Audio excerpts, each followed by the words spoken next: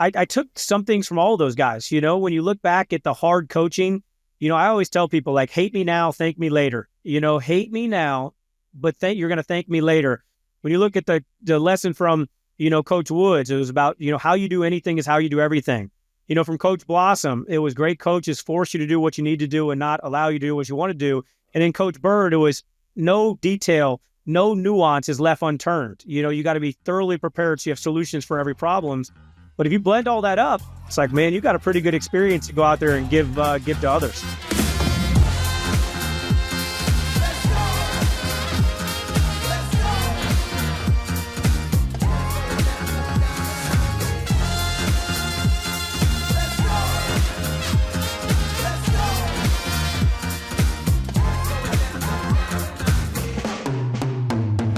Okay, welcome to another Coaching You podcast with the coach, Brendan Suhr, presented by Noah Basketball. Today, Drew Hanlen, the NBA strategic skills coach and a performance coach. He's number one in the world. Can you imagine being 35 years old and being number one in the world in your profession? He is it. He's just become the number one best-selling author of a phenomenal book. That's not just going to change you, make you a better player, better coach, even make you a better person. He's a life changer. The name of the book is called Stop Bullshitting Yourself. I love the title. I love the book. Please, player, coach, normal husband, wife, he'll change you. This guy coaches 12 players every day, full-time clients. 8 of them are NBA All-Stars, some of the very best in the world. He's a difference maker. I've known him since he's 20 years old. Drew is spectacular. He is an incredible speaker. The only thing I ask you on this, and you should, feel free to, press pause right now, is go get yourself a notebook, a pen, maybe 2 pens. All right. Get yourself a drink, because you are going to take more notes than you have on any podcast that we do. There is so full of coaching nuggets that Drew is sharing. He is one of those guys that he breaks it down. You will walk away from here today, and I guarantee you'll say, wow, it's easy to see why that's the best. That's what the best in the world looks like. I think you're really going to enjoy it. Now, let me tell you about incredible offers, 2 offers that we have for you right now. One is our Coaching You Plus app. We're in March Madness. So now we always every year offer coaches an opportunity to get better as the season has ended now, and now I can focus on learning, okay? And Drew will talk to you about it. How can you be a coach wanting your players to get better and you as a coach don't get better? Okay, so coachingyouplus.com, promo code MADNESS20. MADNESS20 stands for 20% off our normal price. Take advantage of it, please. Go to coachingyouplus.com, promo code MADNESS20 for March Madness. All the instructions are on there. Please do yourself a favor. If you're not a subscriber, get it now. Best investment you make this year. Also, for those of you that come to our clinic in Vegas every year, it's our 17th year in Las Vegas with Coaching You Live. It's one of the most unique clinics in the world because it's all NBA coaches, G League coaches, professional basketball coaches on the floor teaching you the things, the nuances that you don't get at a normal clinic.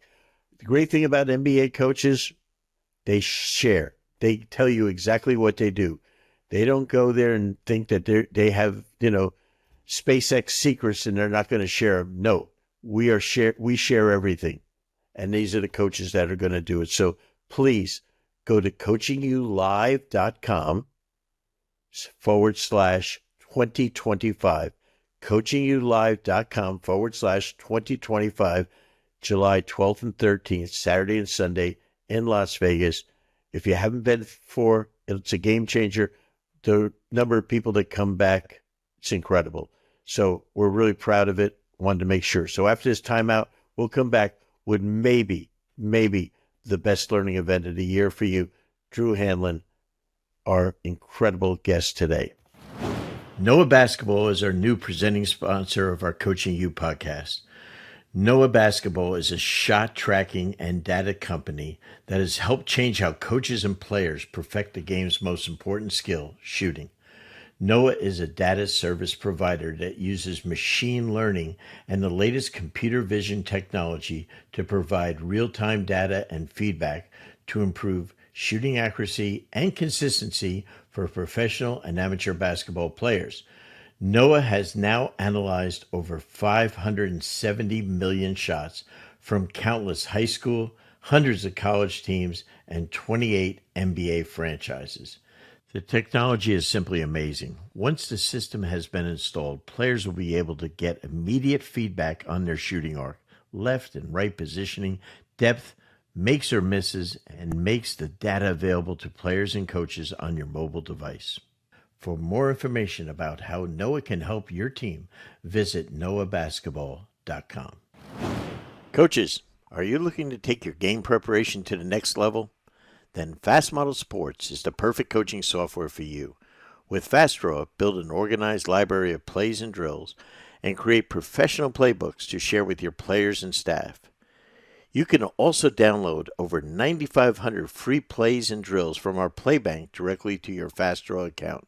Looking for a better way to build your scouting reports and want to include video? With FastScout, build custom scouting report templates to prepare your team best for each individual opponent.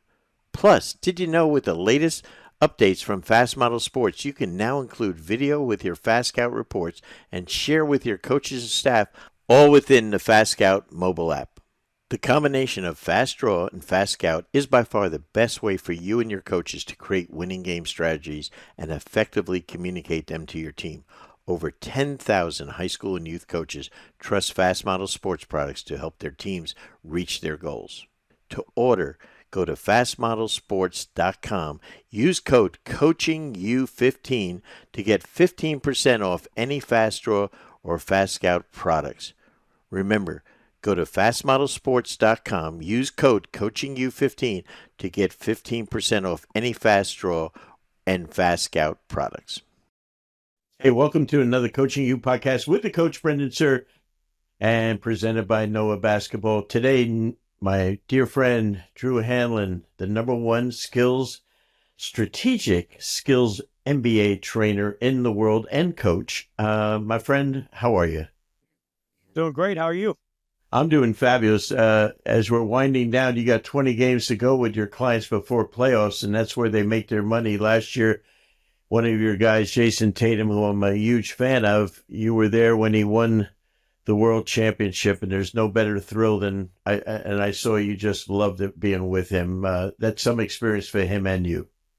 Yeah, it was awesome. I mean, obviously, I've been training him since he was 13 years old, and I've always known, his goal was to get to the NBA, but also to impact in the NBA. And, for him to have that ultimate goal of hanging a banner in Boston and him being able to accomplish that in a dominating fashion, not only does he lead his team in points, rebounds, and assists throughout the entire playoffs and the finals, but also, a almost 30-point triple-double to close it out.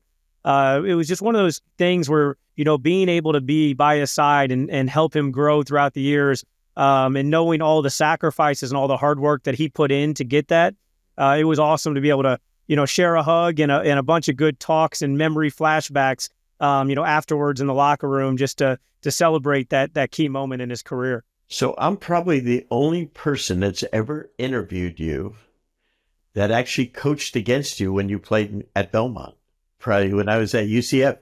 And how would you have scouted yourself, and how would you have evaluated yourself? And then I'll give you my evaluation of you, okay, when you were at Belmont. The funny thing is, I look back at film because I never really watched myself. And Right. It's weird because now I spend hours and hours a day watching my clients and dissecting every aspect of their game. But I remember not too long ago, my girlfriend had never seen me play. And I was like, babe, I was all right at basketball. Really good. Yeah. And so I pop on the Duke game, and, Duke game, I hit 4 threes in the second half, and we lost by 1 at Cameron. But it was probably my most memorable game, even though I played in a couple NCAA tournaments. Just growing up, the North Carolina-Duke rivalry meant so much to me as a kid. And then being able to play against Coach K, they had, Austin Rivers was the guy I started on, but they had Seth Curry, they had the Plumlee brothers, they had Andre Dawkins. They had so many pros on that team. And for us to, be competitive, end up losing by 1, It was just, the atmosphere was crazy. Opening night, ESPN game, all that kind of stuff. But I would say that scouting myself, I look back, I led the country my senior year. I was 48.2% from three on a high volume. I shot 7.5 threes a game before the era where you just fire threes. So I would say I was a great shooter. But what I didn't do as much, and part of it was due to our offense. We ran a 4-out, 1-in motion offense. Right. But I didn't really put the ball on the floor. Ironically, I think I shot better from three than I did from two most of the seasons at Belmont. So I would have definitely said my scouting report would have been like, do not let him have any space, run him off the line. And, when he drives, I was good at finding teammates. So when he drives, make him a scorer. But it's funny just because, looking at my high school game, I was more of a ball screen, one-on-one player, never did anything off the ball. Then I go to Belmont, completely transformed my game. First couple of years, I was a point guard, was way up in assist turnover ratio every year and, top in the country in that. And then senior year, I moved to the 2-guard and I started, shooting a lot more and playing off the ball more. But that would have been my scouting report, was make me put it on the ground and finish. Don't make me, don't let me shoot the three, and then don't let me drive to pass, because I was able to find guys. What was it like playing for, you had an incredible college coach, Rick Byrd at Belmont. Talk about a guy standing the test of time. He could still coach right now and win 20 games a year. Though Casey is a fabulous coach, but I just think, when you play for a great coach, and I tell this to coaches all the time about accepting the responsibility of that you're possibly going to be the most impactful person on those players' lives. And I think you take it now. Really, you're the coach of all the clients you work with, and the impact that you're going to give them. Basketball is one thing, but the life stuff is even greater. Yeah, it's so important. I was blessed to play for a lot of great coaches, whether it was growing up. I played my first ever AAU coach, Henry Rosehill. He was a guy that would grab your jersey, cuss you out. As a 3rd, 4th, 5th, 6th, 7th grader, I played for him, and you didn't get coached. You can't even coach like that anymore. And but that's what I was it was tough love. You know what I mean? But it was also, pat you on the butt when you did something good and lift you up, but very, a guy that was very animated and really got after you. And so you have to develop thick skin. And then after that, I went to a coach, Coach Woods, Charles Woods, who ran like the Matthew Dickey Boys and Girls Club in St. Louis. And he was everything was very strict. Everything was, I couldn't go off on the ref. If I even argued a call, I was on the bench. It was never, I was bigger than my teammates. Just because I was better, it didn't mean we were all even. And so he taught me a lot about making sure I'm respecting the game the right way. Right. Then I get to high school and I play for Coach Blossom, legendary high school coach, Jay Blossom, who, he won multiple state championships at Webster, my high school, but then also he just turned around a program that had won, I think, 2 games the year before. They're actually playing for a state title basically tonight. And he taught me the value of great coaches force you to do what you need to do and don't allow you to do what you want to do. I came in as a super talented, offensive player, couldn't play defense, didn't want to play defense, didn't think defense was important. And when we would do like offense and defense, I stayed all-time defense. When we did make it, take it, I never got to take it. I was all-time defense to the point where I was like, man, I'm transferring. I'm tired of this. I was one of the best offensive players in the state as a freshman. I was able to knock down, I think, 48% of my three-pointers as a freshman. I'm killing on varsity, but every time I made a defensive error, he subbed me out. And fast forward, really cool story. My junior year, going into senior year, that summer, I'm down at Nike Peach Jam, and I get matched up with Kendall Marshall. Kendall Marshall was the top point guard, I think 2 grades below me, but he had every coach in the country recruiting him. He ended up going to North Carolina and then playing in the NBA. And I held him to 1 for 11 from the field. And that was actually the game that got me the Belmont scholarship. Belmont offered me the scholarship after the game. I only had 8 points. I was 2 for 3 from the field. I was 2 for 3 from 3, made 2 free throws, 8 points. So nothing spectacular, but it was the defense. It was the leadership. It was all the intangible things that got Belmont to want me. And I'm like, man, thank God Coach Blossom forced me to do the things that I didn't want to do, but he knew it was beneficial. And then I go to Belmont, and Coach Byrd was a complete opposite. He never talked about defense. He was all offense and was very tactical. I mean, he was a guy that, we did a two-hour practice, and it was all about scouting, knowing everything about the other team, so much so that it was funny. Otto Porter, I was actually matched up against Otto Porter, believe it or not, because he was the 2 guard on Georgetown that year in the NCAA tournament.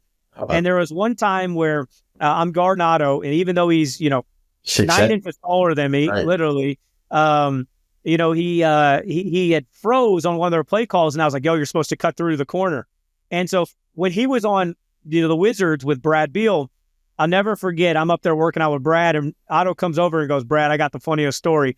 He goes, we're playing them in the NCAA tournament, and Drew literally knew our plays better than I did, where he told me what I was supposed to do, and that's how prepared, I was with Coach Byrd. And so I took some things from all of those guys. When you look back at the hard coaching, I always tell people, like, hate me now, thank me later. Hate me now, but you're going to thank me later. When you look at the lesson from, Coach Woods, it was about, how you do anything is how you do everything. From Coach Blossom, it was great coaches force you to do what you need to do and not allow you to do what you want to do. And then Coach Byrd, it was no detail, no nuance is left unturned. You got to be thoroughly prepared so you have solutions for every problem. But if you blend all that up, it's like, man, you got a pretty good experience to go out there and give to others. So you're from St. Louis, and one of my favorite players, the guy that I drafted when I went to the Knicks with Isaiah, was David Lee, of course, and he's a good friend and of yours and all, and just amazing guy. And then you and I connected again when you came during Bradley's freshman year at Florida, and I remember you and I and Bradley having a lunch at Chipotle's in Gainesville, to talking about him and his path, and you and about your career that you were literally starting right at that point. Yep. Pretty much. And I'll tell you what, at that time, do you remember how old you were? When I went to Gainesville, well, Bradley's only year in college, so. Yes, I was, I think, 21 years old at that time. Right. And, it was crazy, because I remember reaching out to you. Yep. I was trying to get around as many old school coaches as possible, because telling me I'm old school. I thought I was nouveau riche, but yeah, okay. But do you know what I love? I love old school coaches. They tell you the truth.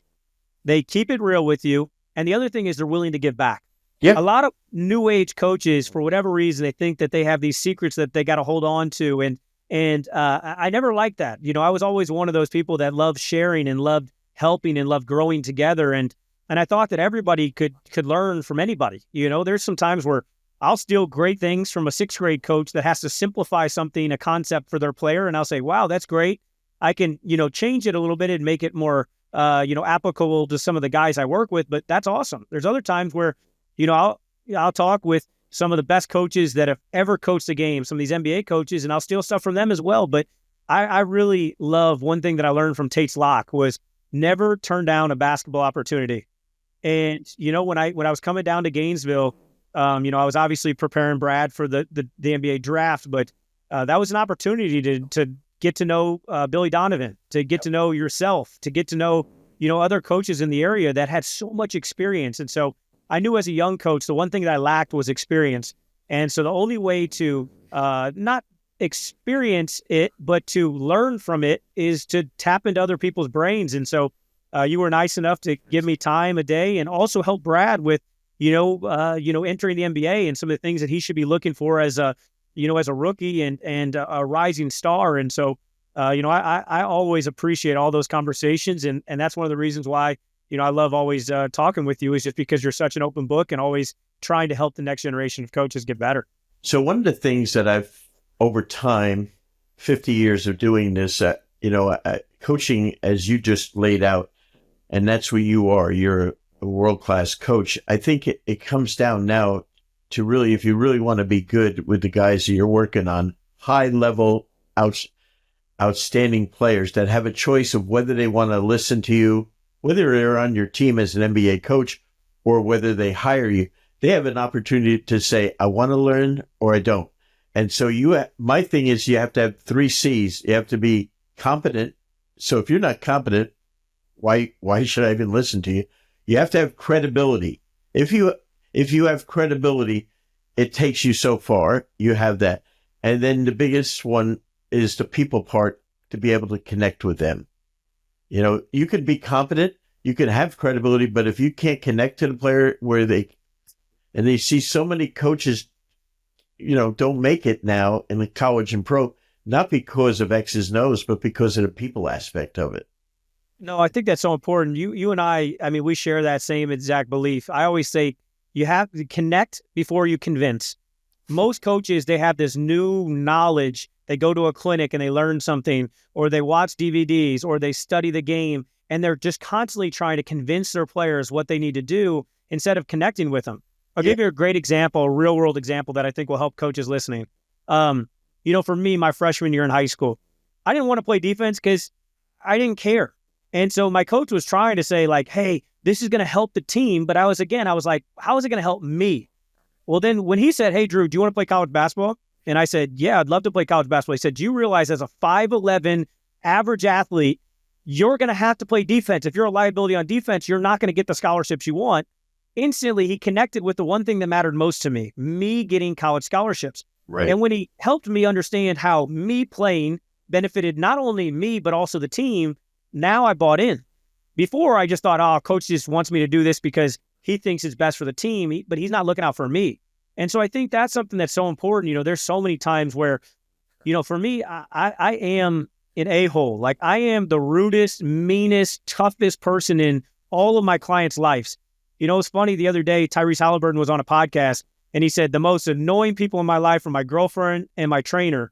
And he said, my girlfriend for different reasons, because we have our normal bickers and stuff like that. He's like, I love her, but I'm also around her a lot. He goes, my trainer, he goes, you don't understand. It is nonstop.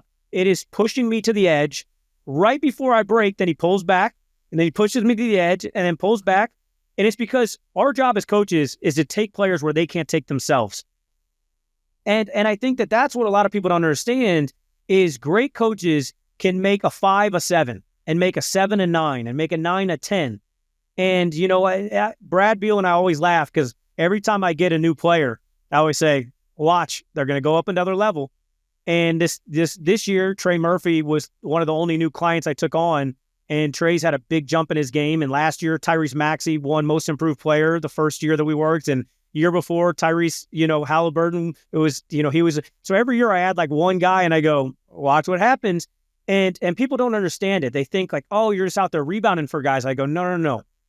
The first thing that I'm doing is I'm connecting with them. I'm tapping into something here or here, their head and their heart. And I'm trying to rewire them for a new level of success. And then after that, then I teach them, through a blueprint, a strategic process of what we're going to target and what we're going to focus on. Then I teach them the skills. But if you can't connect with somebody, then you can't convince them to do what they need to do to ultimately get the results that you guys are after. I love that because that is the whole key to the whole thing. So not just, as you said, you're not out there rebounding for them. You're not teaching them only moves, but you're also, you're watching films of every game they're playing. And then you're basically giving them a scouting report on what they did well, what they could do better, something that you notice, because I found that so many coaches, we have so freaking many guys on an NBA bench or behind the freaking bench now. What are they doing? And to take that personal interest and to be able to dissect what it is, so many of them can't do that or don't do it. I'm going to say they can't. Okay. And that's what you're focused on a guy, of course, but I think it's so damn important because now you're basically taking him to that next level. When you work with a guy or, we're not going to talk about Giannis, but, the thing that impresses me the most, Drew, is that greatness looks for greatness. Okay. All these guys, you're not getting the 12th man on a team to work with you. You're getting guys that are all stars, all pros that's saying, that's not good enough. I want to be better. I want to be a world champion. Then guess what? When they become a world champion like Tatum, he wants to be a world champion again. And they get, of course. And so that is the thing. And my thing after all my years in the NBA, I always say the hardest thing to do is coach great players. The easiest thing to do is to coach poor players. They'll do anything you tell them, but they're just not good enough. You won't win any games. But great players, they immediately say, you don't know what the F you're talking about. That's bullshit. I mean, and they call you out. I mean, I learned way more coaching guys like Isaiah and Dumars and Dominique Wilkins and guys like that than I did, they taught me what I didn't know sometimes, which is great, experience with those kind of guys. Yeah, I think there's a couple of things you touched on. The first thing is I love this quote, but the results that you're looking for is in the work that you're avoiding. I'm going to say that again. The results you're looking for is in the work that you're avoiding. For me, I mean, I am constantly, if there's a problem on the court, I go and I'm studying film. It's one of those things where it's like, it's nonstop. Oh, Jayson Tatum's experienced a new kind of double team that he's never seen before. Well, guess what? I'm going to go back and watch all of KD. I'm going to go back and watch LeBron. I'm going to go back and watch Luka. I'm going to go back and watch Kobe. I'm going to go back and watch Mike. I'm going to watch everybody because somebody has experienced that exact same problem, and then somebody has figured out a solution. That's the key. And sure enough, you're watching film, and 18 hours into watching film, you watch 6 hours one day, and then you watch 8 hours the next day, and the next day you finally find the code, to finally find that solution, and you're like, that was all worth it. Most people, though, they'll watch an hour of film and just be like, we don't got anything. And so I would say that's the first thing that's important, is understanding that even today, and I tell this to people all the time, even today, with all the clients I have, 8 of the 12 guys that I work with full-time are all-stars. And a couple of them that aren't, the 4 that aren't, they've got a good chance of being all-stars, that in the coming years. And I'm still watching more film than all these other trainers that constantly reach out to me and ask, how can I get to your level? And I'm like, you don't understand. When I was in college, I was skipping going out. I still have never tasted alcohol at 35 years old. I'm sitting there, I was wired to just search for solutions until I found them.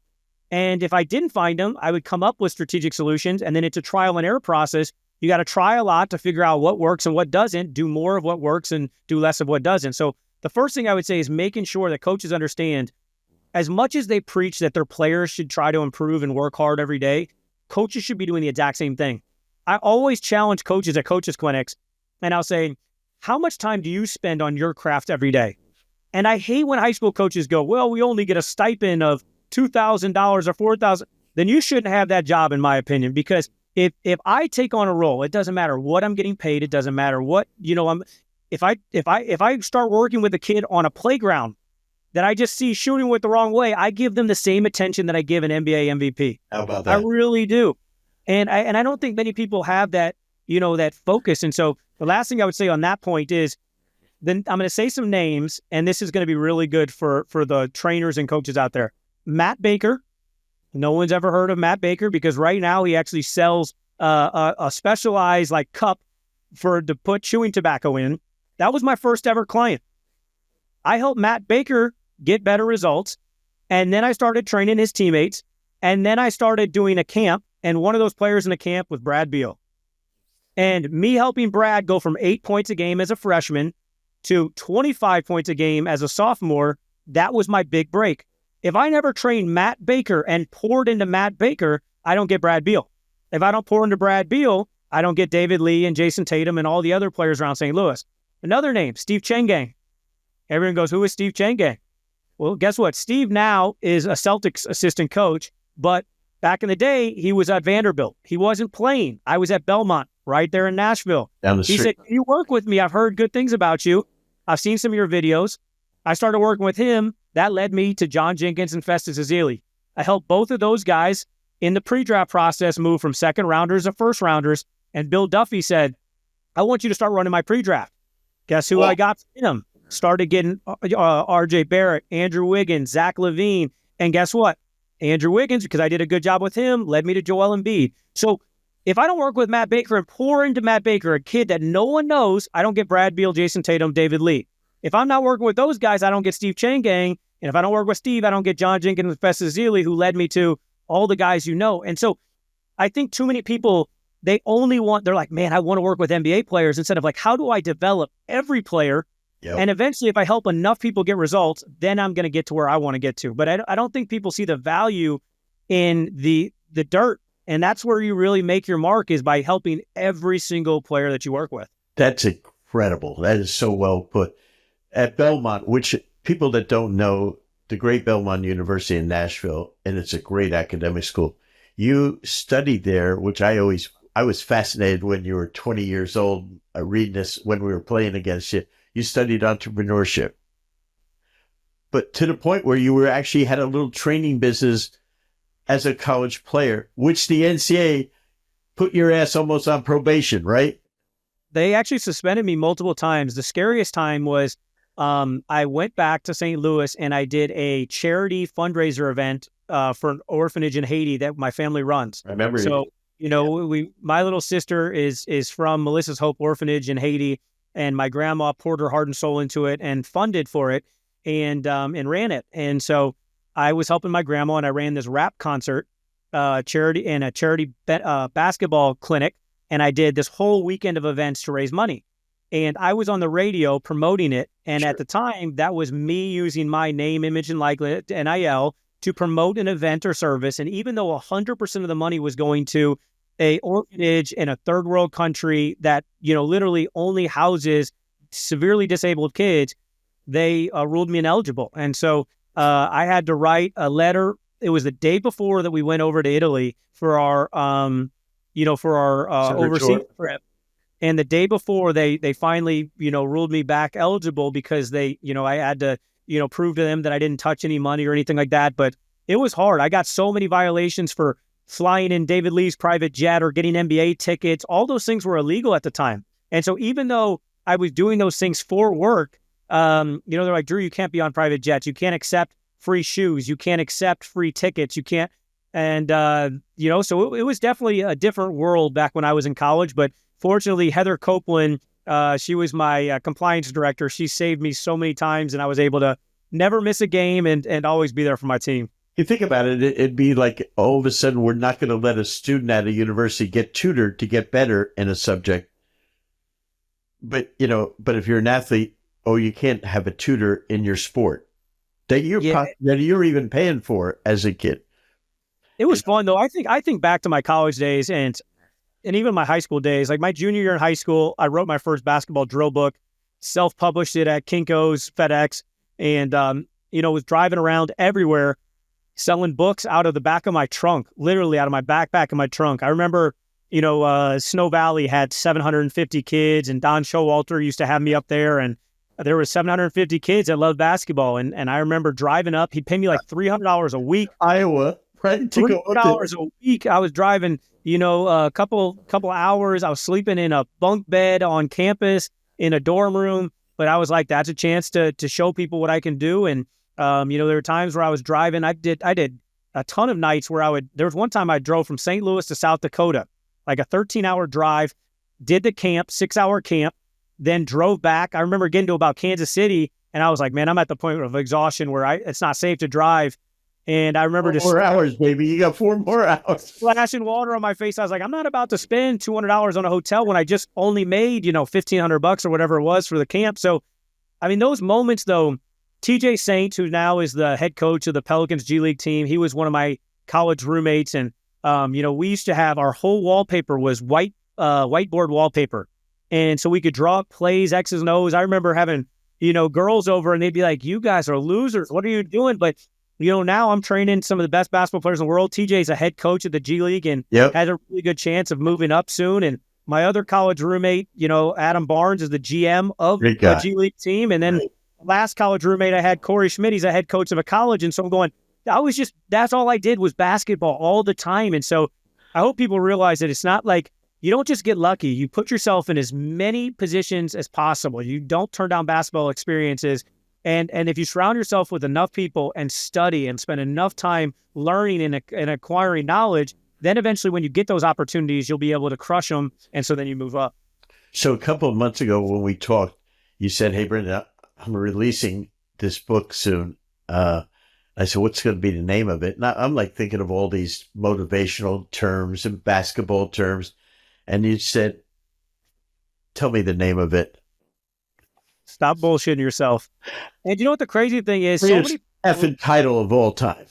Stop bullshitting yourself. And it's because I tell my clients that all the time. I tell my parents that all the time. I tell myself that all the time. Right. It's one of those things where I constantly think that we are playing battles in our head and our heart. And it's like, are we going to win the battle versus ourselves? And And so I wanted to write a book about it because so many people always ask me, like, what separates these great athletes? Because at some level, talent basically gets you in the door. But your mindset, your heart, your habits, that's what keeps you in the door. And that's what accelerates you to different levels where people just can't get to. And so that's what the book is all about. It's literally helping people understand how to audit their decisions, their actions, their habits, how to basically deal with their insecurities, their practices, and then be able to build a blueprint so they finally can go all in and make enough micro shifts, meaning little changes in their world, so they eventually stack up these big results. And that's all it is. It's just breaking the things down, building them up, and then having the mindset to change. And what really did it for me was, for years, I had helped all these NBA players get results. And I felt like I had a good system for NBA players to get them results. But when I helped my dad lose 90 pounds in a calendar year, that's when I was like, all right, it's time to share this system with the world, because it's not just athletes that can benefit from this. It's everybody. I got a text message from my mom the other day, and she goes, it's snowing in St. Louis. And I woke up at 7:30 to go to her workout. And she goes, the last thing I wanted to do was get out of bed and get out of my, my warm, cozy blanket. And I said, stop bullshitting yourself. And I went to the gym. I did the gym. And afterwards, I felt so accomplished, so good. I felt great because I had a small win, Whereas the reverse is true, where so many people skip the workouts and feel bad. So many people go on diets and then do a cheat meal. So many people say, I'm going to go dry January, dry February. I'm going to go a month without drinking. They go out with their friends. They get offered a shot. And now they feel bad, and they wake up next morning hungover and they feel even worse. And it's like, no, you got to keep the promises with yourself, and you got to stack wins. That's how you build evidence that I am going to do whatever I set my mind to. And when you build that evidence and confidence, insecurity disappears, confidence grows, and the results are endless. Hey, Drew, where did you ever come up with the term microshift? I never heard that one. I absolutely love it. Microshifts to me, it started with micro skills. I got asked years ago at a coach's clinic, and they're like, what do you think separates you? And I said, I don't just teach skills. I teach the micro skills, the small skills within the skills. And they said, give me an example. I said, okay, perfect. Let's say we're doing something like a dream shake. Everyone's seen Kobe, and everyone's seen Hakeem, and everyone's seen all these guys do the dream shake. And so everyone thinks it's just pop your feet, fake one way, go the other way. I go, what they don't see is, where is the weight of distribution? Is it on the balls of your feet or on your heels? If it's on your heels, you're falling backwards. If it's on your balls of your feet, you're on balance. Where are your shoulders? They're stacked over your knees, so that now you can change your core. Okay, are you faking with your shoulders or your core or your hips? Well, if you move your hips, now you're off balance. If you move your shoulder or your core, you're on balance. Where's the ball? The ball's protected. If the ball's exposed, you can get it slapped down. If the ball's protected, where are your eyes? Well, if your eyes don't move, the defender doesn't move. So your chin got to get attached to your shoulder. Well, then when you come back around, where does the ball go? It's got to go in your pocket so it stays protected. All these little things go into a dream shake. So most people, what they do is maybe they watch film on the dream shake. Maybe they watch a YouTube video on the dream shake. Maybe they're at a clinic and they see a dream shake. And then they say, all right, kids, there's 3 steps. Dribble, pop your feet, fake, and shoot. And you're going, wait a second. They don't know any of the little micro skills, the details that build up. And you have to master the nuances, the micro skills, to master the actual skill. Then you have to do the skill enough to make it automatic. And then you have to rep it out against a dummy defender. Then you have to rep it out against a live defender. Then you have to be able to do it in a decision-making manner. And then you can use it in a game. Most people skip all those steps. And so being around the greatest players, I've learned you've got to be obsessive with the details. And, so that was what showed me in basketball. You got to build up, you got to break something down and then build it up. So if you master the parts, you master the whole. No different. Let's say that somebody wants to get better at finishing. Most of the time they say, all right, I just got to work on finishing. Well, they're hoping that working on finishing leads to them actually getting results in games. Whereas I say, all right, what are the micro shifts? What are the little changes we have to make? One might be your driving angles. Maybe you're a great finisher. It's just you have bad driving angles and you're always shooting difficult shots. Second one, touch. Maybe you get great shots because you have good driving angles, but maybe you just don't have good touch. We got to improve your touch. Third one, maybe it's the deceleration. You're just going too fast. You see those super good athletes that just, they blow by their players, but they don't know how to decelerate. Well, if we work on those 3 things, if we make little shifts to our game, that changes that. And so It was no different with my dad losing weight. It's no different with somebody that's trying to get more sales in a business. It's no different than, somebody that's trying to improve a relationship with their, spouse or their kids. You just got to make these little changes in your life that end up making huge improvements to it. So basically your business is training, performance coaching with your clients, your players, speaking where you can change people's lives in any field, really, any area from basketball to corporate world or whatever. And then now you got into the book to share to the masses and stuff. I think it's you become a little mini corporation, which is so cool. You branded yourself incredibly beautifully. To think about it at 35 years of age, not that you've been doing this a long time at a super high level, but congrats to you, brother. I mean, it's very powerful. Very powerful. Do you know what it is, though? And I really do think, I think this is something that you and I have always clicked on. The goal is to help as many people as possible. Mm-hmm. And I've always looked at it from a very selfless way. Like the things that I do, I've sacrificed a lot for my clients. There's times at 2 a.m., 3 a.m. where, my girlfriend is very accustomed to me getting FaceTimes at all hours of the night and the morning, and everybody's problems are on my plate. I'm their therapist. I'm their trainer. I'm their coach. I'm their confidant. I'm their best friend. I'm all of that in one. And, I do a lot of things that I don't get paid for as well. If I know it will help somebody, I'll do it. And I hope that's what people really take away from our conversation is, like for you, you're not striving to be an NBA head coach anymore. You're striving to help the next generation of coaches, right. And you're striving to be able to pass along the messages that helped you become a good coach. And so that's really all I'm doing is I realize that I don't love basketball the way I used to love basketball. I loved basketball as a kid more than anyone. I remember I used to get grounded. My punishment would be I wasn't allowed to watch Michael Jordan play on TV because I loved MJ that much. And I remember one time I got in real big trouble because I snuck my dad's Walkman radio in so I could listen to the game. That ages me a little bit, but, 35. And I remember him coming in and I had the headphones on, the yellow headphones, that old Walkman, and him taking them away and saying, like, you're in trouble the next day. But that's what I got punished for. And my birthday present was one ticket to an NBA game. And my Christmas present was a flight to that NBA game. Wow. And so I feel so blessed to be able to be around the game and use the game of basketball in a way that allows me to help so many lives. And so that's all I'm trying to do now is trying to branch off so that I don't just help basketball players and coaches, but also help people because everyone deals with the exact same stuff.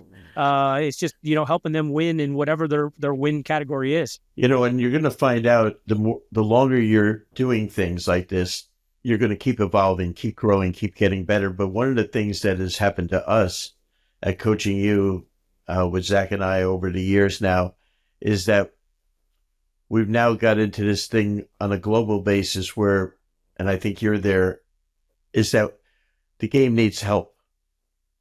And the NBA has given me everything I have. Okay. Players have given me everything I have. But the game itself, we love the game. The game is in trouble to a degree. And so my thing is we gotta learn to coach the game better so that players can play better so that our game is better. That's my micro shift of it. Because the coaching has to be good, because if you're not in your clients' lives, this is a bullshit prediction on my part. If you're not in, all those guys that you work with, if they're not in their lives, they have not made the dramatic shifts and improvement that they have. I say that. You're not saying that. I say that because everybody needs a coach. Everyone. Michael Jordan needed one. Tiger Woods. Everyone needs a coach, but he's got to be someone that can really help them, that they believe in. And, you said it before. My big thing is, players will buy into what you're saying if they believe in you. Yep. And I just think the work you're doing is incredible. What's next for you? Do you have I know you don't, what are you thinking down the road? You're 35. In the next couple of years, where are we trying to go in the game? What would you like to see things that either can make the game better, help the game be better, but your clients better, or I think the NBA has to make some shifts in some of the things we do. I don't want you to get in trouble, but any thoughts that come to mind? Yeah, I would say three things. One of them is non-basketball related. And, for me, it's all about inner peace. I really want to help people win on and off the court. Good. And, I think that that's so important. And so I've realized, most slumps that occur on the court start off the court. And I've seen so many of the greatest athletes of all time. The other day, Forbes came out and they published their top 10 richest people in the world. And they have, between the 10 of them, they have 14 divorces. And I'm like, that's not winning to me. Then you look at all these athletes, the greatest athletes of all time, whether they have, addiction problems, gambling problems, relationship problems, whatever. So I want to be able to help people win both on and off the court. That's number one. Okay. Second thing is, what you mentioned is so important. I think that the biggest problem with the game of basketball right now is education is declining and the business of basketball is increasing. And I think that so many, the thing that was so beautiful about the game of basketball, in my opinion, growing up, was just, I loved it. And, I remember I used to meet my friends after school at, whether it was in my backyard, in the driveway, at the local community center, at a park, and we would just play. And now everything is so structured and everything is so developed instead of the free play and the falling in love. And I truly believe that the number one most important thing is you have to fall in love with something, because otherwise you're going to hit a plateau at some point. You're going to burn out at some point. You're going to, not be able to push through those days where you don't feel like working out at some point. So I want to find a way to get people back to loving the game of basketball the way I loved basketball. I'll never forget like the moments that I had going to these NBA games. Like, I remember there was one time I actually went to a Detroit Pistons game. I told this to Grant Hill this summer. I was over at the Olympics, and Grant's become a friend of mine. And I was there to watch Michael Jordan play for the first time. And it was in 98, and it was, his last year with the Bulls. And, I remember I was so excited. And so I actually got picked randomly to go down and make a layup, a free throw, a three-pointer, like one of those little contests. Wow. And I remember when I did, when I completed the thing, I remember looking at the Bulls bench to see if Michael Jordan saw it. No reaction from the Bulls bench. Like, young me was crushed. But Grant Hill came out and he dapped me up. Literally just like this. Just dapped me up. That's it. How great is that? I immediately went up to the concession stand area and bought a reversible Grant Hill jersey. And Allen Iverson, Michael Jordan was number one. Allen Iverson was number two. And Grant Hill immediately became my third favorite player just because he dapped me up. That's it. And I realized in that moment the power that these players have to, really impact these kids' lives. Yep. And I know that I don't have the same power as these NBA superstars, but I'm the closest thing that a lot of these players are going to get to experience to these players. And since I am part of those, I want to be able to impact people's lives. So that's number two, is just to get the love of the game back. And then number three is I really want to start educating parents and coaches so that they can help players and they understand the fundamentals that they have to build so that everybody equal the playing field, and so everybody has a chance to develop and learn. There's nothing that I hate more than when I get, I had a top player, a high school player, young player, freshman in the country. He sent me a video the other day of him working out. And I said, bro, what are we doing? I said, this is not, no, like, this is not a show. This is not a performance. Like, let's get better at basketball. I said, can you shoot? What's your 3-point percentage this year? It was a very low number. I said, that's the only thing you should be working on. And so that's the third part, is educating people on, what it really takes. And then it's up to them to, apply those things. But number one, inner peace, winning on and off the court. Number two, instilling that love for the game. Actually, Pure Sweat, my company, the pure is the purity of the game. I want that to be back, the pureness of the game. And then the last thing is just being able to give resources that allow people, players, coaches, parents to understand what it truly takes to give their kids, give those players a chance to develop at the highest level. The things that you've done at Pure Sweat with, all the things that you provide, 2,000 plus videos and stuff like that. Every time you put out new stuff, I can't wait to see it, because, I've been doing this 51 years, but I'm still trying to get better, so I see stuff And I love the way you teach. You have that, there's a lot of professors in college that all have PhDs, but there's very few great teachers. And Yeah, and you're a great teacher. I appreciate that. I was going to say something that I think will help coaches a lot is understanding how people learn too. And I learned this from a mentor of mine. And he said, Drew, just know there's three things that really help people remember. Number one is list them. That's exactly what I just did. I said three things. Now everyone's paying attention. What are the three things? So list them. Number two is emphasize them. Emphasize them so you can they know what's important. And then the third thing is repeat them. List, emphasize, repeat. And so if people understand that, it's not changing your messaging. It's hammering home the exact same things. It's when you say, something, if you want somebody to get better at shooting and you say balance, balance, balance, balance, balance, well, you're repeating it. You're emphasizing it, and eventually they understand balance is important. If you're saying, straight follow through, straight follow through, straight follow through, they understand straight follow through is important. If you say something else, if whatever it is on your third key, flow, flow, flow, connect the lower body and upper body, and then you say, hey, the three things that matter on your shot, balance, flow, follow through, balance, flow, follow through. Well, now you can hold them accountable for those things. But if you say to this, if you go up to somebody and say, hey, man, listen, if you get the hand in the middle of the ball and your offhand on the side of the ball, and then when you're shooting, you have a good pocket, you have a good, ball path line, and then you get the ball crisply and cleanly into your lift pocket, and then you shoot, and it has a good straight high follow through, and you snap it and impart backspin off of these two fingers. They have no idea what's important, what's not.